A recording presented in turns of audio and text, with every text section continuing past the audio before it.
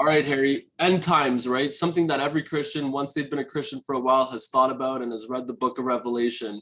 Any comments on end times? Well, what does it mean to you personally, Justin? The return of Jesus Christ for his children and the ones that love the Lord. So when do you anticipate that to happen? Well, Jesus does tell us that he's coming back soon, but only the Father knows the day and the hour. So for me personally, I just think if I get the Jesus part right and I focus on him, I let management deal with management decisions. Yes. So how do we know that? How did we know that this is going to happen? Well, besides the fact that Jesus told us, he also there's a book of Revelation that shows us the promise of the in the last three chapters of what this new heaven will be like. And we also see many times where he gives us warning to be on guard and be prepared for the day of coming of the Lord. Yeah, you've led into the verse I have, Matthew 24:46. Blessed is that servant whose master finds him doing good when he returns. Uh, so are you going to be alive when he returns? I don't know, right? Like I said, that's not my decision or my responsibility to think about. Personally, I long and I wait some days for the return of the Lord, but by doing so, it's like we just said, it's being prepared and being ready for the Lord.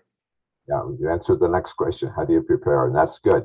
Okay, you mentioned the book of Revelation. So then the first three books of Revelation, that's of course Revelation being written by John, Isle of Patmos, when he is a very old man, and it talks about the end time story. So the first three chapters, what are they about? They're about to the churches, especially the churches, to the ones who were victorious, a little encouragement or a letter to them, briefly summarizing maybe some struggles they're going through and also some strength they're going to, and an encouragement to fight the good fight, as Paul likes to say. Yeah, so they all had different struggles. On a scale of 1 to 10, they range from about a 4 to an 8. Okay, some are doing quite well, others not so good. You're right. They all finished with the same line: to the one who is victorious, to the person who is victorious. So that is really, really special. Why the word victorious? Because it's a battle, right? It's something that we battle through for the rest of our walk with God during the time that we're down here. You know, you see a lot of people that says like we use this in our last video. Someone says, "I've done a sinner's prayer, so I'm at that point good." Well, that's not the whole purpose of being a Christian. It's being victorious, walking with Lord, and being faithful with Jesus until the day of His return. Right, and that is for all the churches. They all have the same bottom line. So the last three chapters, what are they about?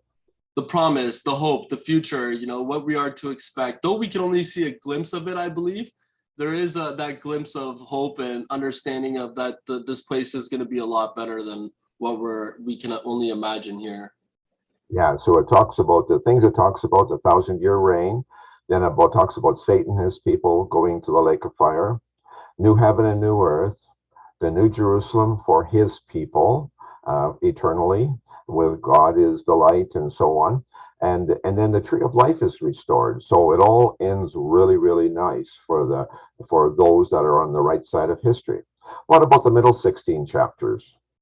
See, those are a lot of, see, the unfortunate part about it, when we really think about it, I've heard so many people give me a different answer on every single aspect of the middle 16 chapters, where I believe that's more, could be more of a mystery where, you know, it's not as black and white type of a situation where it's important to realize that and then read it, but don't lose your mind, shall we say, over it, thinking about it every single day. What do you think? I agree completely. What about the Antichrist?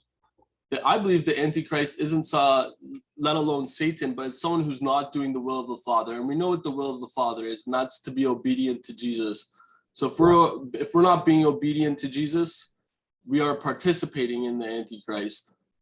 Yeah, and actually, Revelations doesn't even mention the Antichrist. It actually is in the letters of John, John letters 1 and 2, and again, it is somebody that is having a bad gospel. Like it's not somebody that is like that is really fighting. Well, they're just teaching bad Christianity.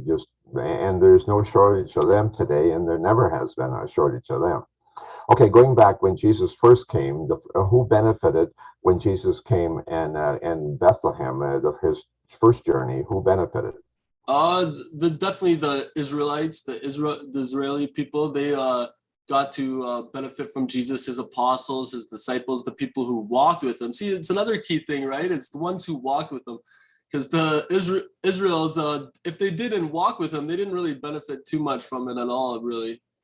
No, who hung him on the cross? The Pharisees, right? So are the teachers of the law, even to go into a bigger sense, the righteous people. They're the ones who did that. Didn't they know the Messiah was coming? Yeah, they're the ones who had the education and studied and knew everything and knew what to expect, but they missed the whole point, which we could see even tying it into Revelation, right? If we're spending so much time say, look at this is what this means, and we could just miss it right away. Yeah, so who benefits on the second coming? Those that are obedient. And what if we don't understand Revelation 4 to 19? I think that's okay. I think that's content to be content with that idea that, that only the Father really knows, and it's really something that we should long for. Like, I do believe if we're a true Christian, we long for the return of the Lord. But at the same time, I wouldn't beat myself up over not understanding every single prophecy in there. We are instructed to read it, and that is something that is important, so we're aware of it. And we have to be a good and faithful servant, and that is the bottom line criteria. We have to be victorious. Amen. I agree with that. We should all be a faithful, loyal servant. Thanks, Harry.